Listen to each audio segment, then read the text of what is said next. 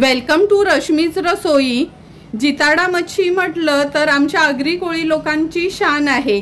Chicken, मटण आणि जिताडा मच्छी विचारलं तर सर्वांना जिताडा मच्छीचंच कालवण हवं असणार। आणि मच्छी तर आपण नेहमीच खात असतो, पण आज मी तुम्हाला आमच्या आगरी कोळी पद्धतीने जिताड्याच्या डोक्याचं कालवण किंवा जिताड्याच्या बगडाचं आंबट कसं बनवायचं ही रेसिपी दाखवणार आहे। त्यासाठी हा व्हिडिओ तुम्ही शेवटपर्यंत बघा आणि माझ्या चॅनलला लाईक, शेअर आणि सबस्क्राइब करा।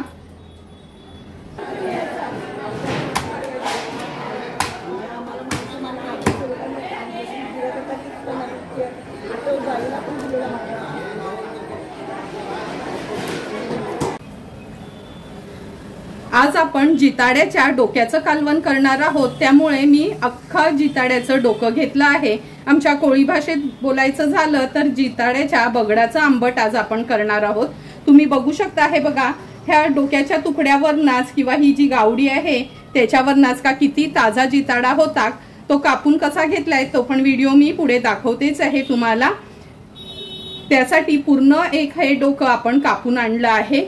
15 ते 20 लसणाच्या पाकळ्या चेचून घेतल्या आहेत। 2 हिरव्या मिरच्या 2-2 तुकडे केलेत। ह्या जिताड्याच्या डोक्याच्या कालवणासाठी आपण अर्धी सुक खोबऱ्याची कवड खिसून भाजून घेतली। 10 ते 15 लसणाच्या पाकळ्या, आल्याचा तुकडा, पाणी न घालता हे असं वाटण तयार केलं आहे।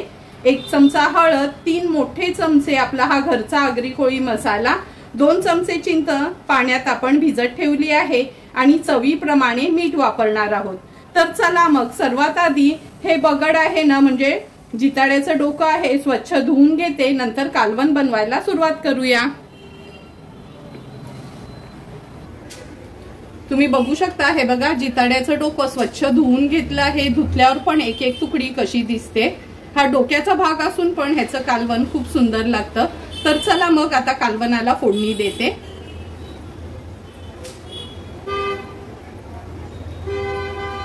गॅसवर आपण ही कढई ठेवली आहे। 3 टेबलस्पून एवढं तेल घेतलं आहे। फोडणीला आता लसूण चेचलेला आणि मिरच्या घालणार आहोत। लसूण आणि मिरची तेलावर थोडीशी परतून घेऊया।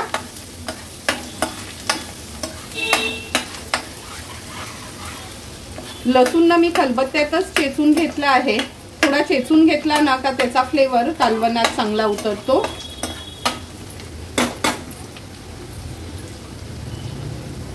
आता आपण ह्याच्यात 1 चमचा हळद घालणार आहोत।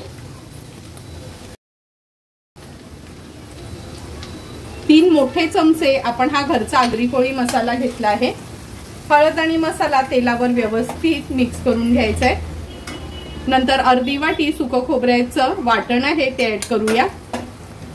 मी वाटण नॉर्मली पाणी न घालताच वाटून घेते, म्हणजे आपल्या कालवण असो किंवा भाजी चांगली तरी येते आपल्या कालवणाला। आता आपण ह्याच्यात स्वच्छ धुतलेली हे जिताड्याच्या डोक्याचं मच्छी ह्याच्यात ऍड करते।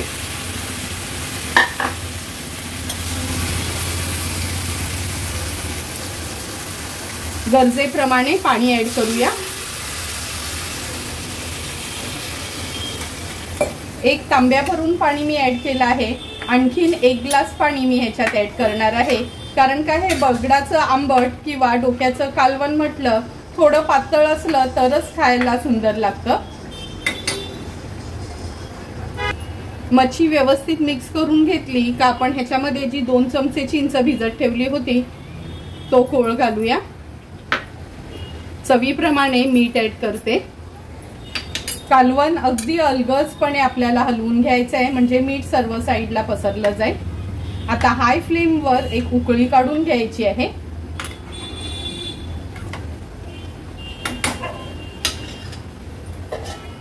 कालवणाला लवकर उकळी येण्याकरता मी झाकण ठेवते ह्याच्यावर।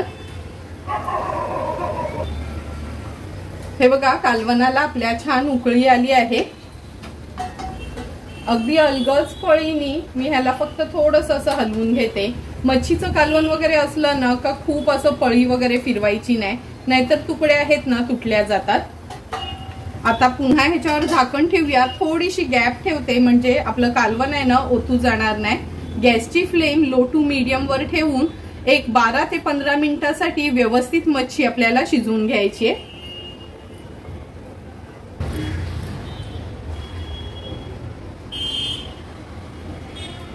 बारा ते 15 मिनिटं झालेत, आपण झाकण काढून बघूया। हे बघा, बघूनच तुम्हाला कळेल किती सुंदर असं आपलं हे जिताड्याच्या डोक्याचं कालवण तयार झालं आहे। तुकड्या बघा, तुकड्या बघूनच समजेल का तुकड्या पण व्यवस्थित म्हणजे मच्छी पण व्यवस्थित शिजली गेली आहे। आता हाय फ्लेमवर एक छानशी ह्याला उकळी काढून घेऊया।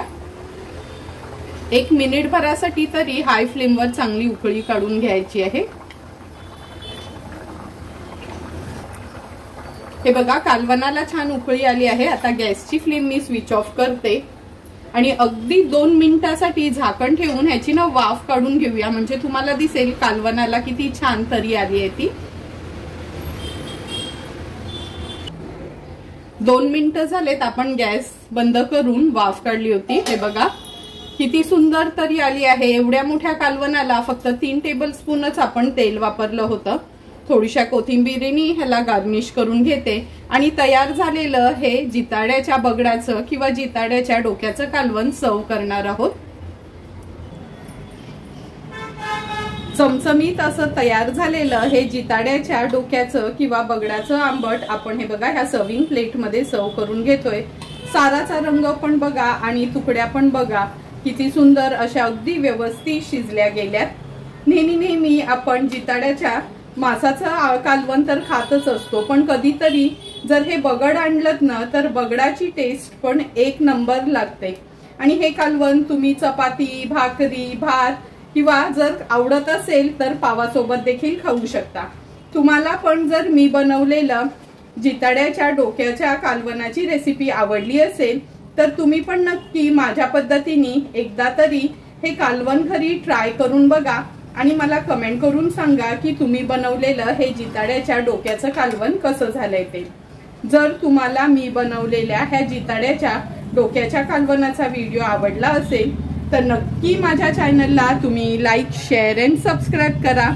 Thank you for watching my video.